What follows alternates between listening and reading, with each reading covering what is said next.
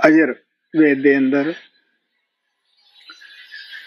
जिथे बूटियां का वर्णन किया गया है उत्थे एक मशहूर कहानी छोटी जी दिती हुई है।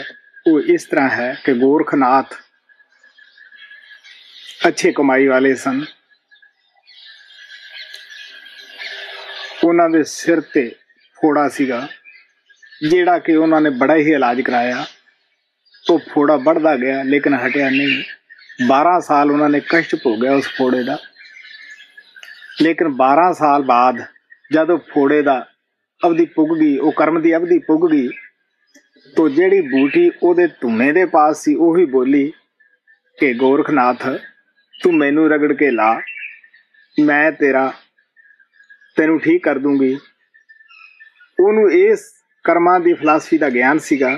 वो कहने लगे भी देख हुण तां इहदी अवधि जो कर्म दी है वो पूरी हो ही गई है, पर तू बोली है खुद, तो तू पहला इत्थे ही सैं, तू बोली है, तेरा ना ही गोरखमुंडी हो गया। आप फोड़े फुंसी दे अंदर जो दवाइयां बनदी हैं ज़्यादातर वो गोरखमुंडी का इस्तेमाल करते हैं।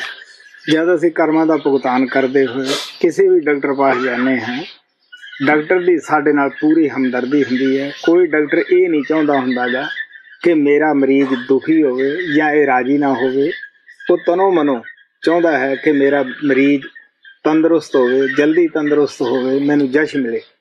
तो डॉक्टर की साडे नाल पूरी ही हमदर्दी हुंदी है। लेकिन कई दफ़ा ऐसा हुंदा है साडा अजे कर्म होर बाकी हुंदा है, तो उहदे विच ना डॉक्टर का दोष है और ना सानू उस दोष कढ़ना ही चाहिए है।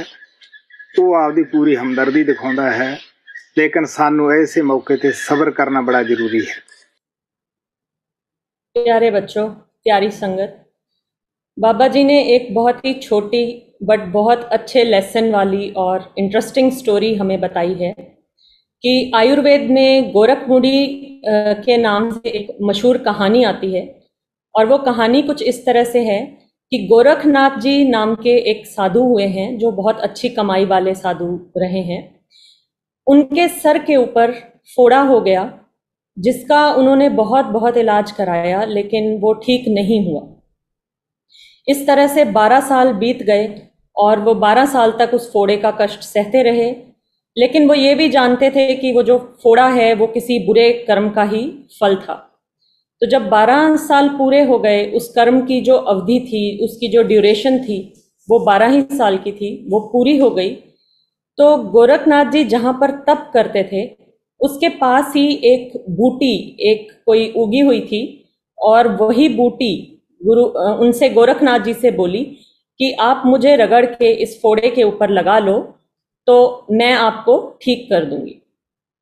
अब गोरखनाथ जी अच्छे साधु थे, वे कर्मों की फिलॉसफी को अच्छे से समझते थे। तो उन्होंने उस बूटी से कहा कि देखो अब तो वैसे भी कर्मों की जो अवधि है, जो ड्यूरेशन है, वो पूरी हो गई है, लेकिन इसी वजह से मुझे फोड़ा निकला था, तो अब वो अपने आप ही ठीक हो जाना है। पर तू पहले कभी बोली नहीं, अब तू बोली है, तो अब तेरा नाम जो है वो गोरखमुंडी हो जाएगा।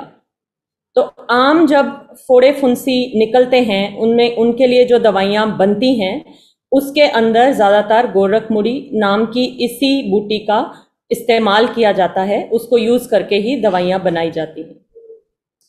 जब हम अपने कर्मों का भुगतान करते हुए कुछ भी ऐसी कोई भी समस्या लेके डॉक्टर के पास जाते हैं तो डॉक्टर की हमारे साथ पूरी हमदर्दी होती है। वो हमारे को ठीक करना चाहता है। कोई भी डॉक्टर ये नहीं चाहता कि मेरा जो मरीज है वो ठीक ना हो। वो यही चाहता है कि मेरा मरीज जो है वो फटाफट से ठीक हो जाए, तंदुरुस्त हो जाए और मेरा गुणगान हो, सब कहें कि ये डॉक्टर बहुत अच्छा है। लेकिन कई बार ऐसा होता है कि हमारे अभी कर्म जो होते हैं वो बाकी होते हैं, तो उस वजह से डॉक्टर की पूरी कोशिश के बावजूद वो हमें ठीक नहीं कर पाता।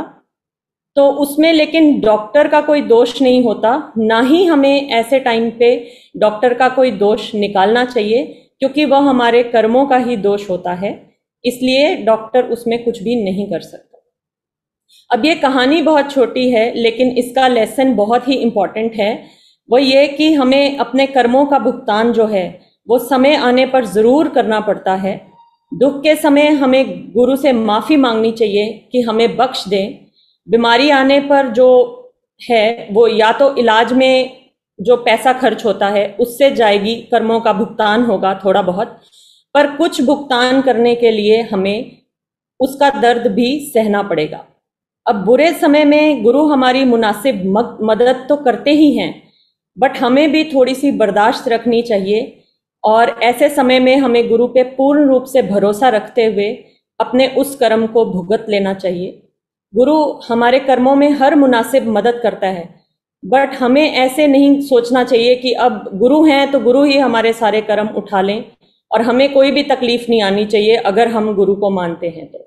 क्योंकि गुरु के पास हम अपनी आत्मा के लिए आते हैं, हम भजन सिमरन का रास्ता सीख के मोक्ष की प्राप्ति के लिए आते हैं, ना कि इसलिए आते हैं कि गुरु हमारे सारे कर्मों को उठा ले। वे मुनासिब मदद तो करते हैं, पर हमें ये उम्मीद नहीं रखनी चाहिए कि बस अब के बाद हमें कोई भी दुख ना हो, कोई भी तकलीफ ना हो, वो सब गुरु ही जाने। तो इस वजह से प्यारी संगत, प्यारे बच्चों, बाबा जी ने यह एक कहानी बताई है कि इतने बड़े साधु भी जो कर्मों की फिलॉसफी को जानते हुए अगर 12 साल तक उस दुख को झेल गए, उस बूटी के मिलने के बाद भी वो ये जानते थे कि ये मेरे ही कर्म हैं जो मुझे भुगतने पड़े। तो प्यारे बच्चों, प्यारी संगत, ये हमारा भी फर्ज बनता है कि बाबा जी के बताए मार्ग पे चलते हुए जो भी दुख तकलीफें हम पाते हैं उसमें हम अपने गुरु को याद करें और जो भी दुख जैसे भी आए उसको गुरु का नाम लेके स्वीकार करें और गुरु से जो मदद हमें मिलनी है वो तो मिलेगी ही।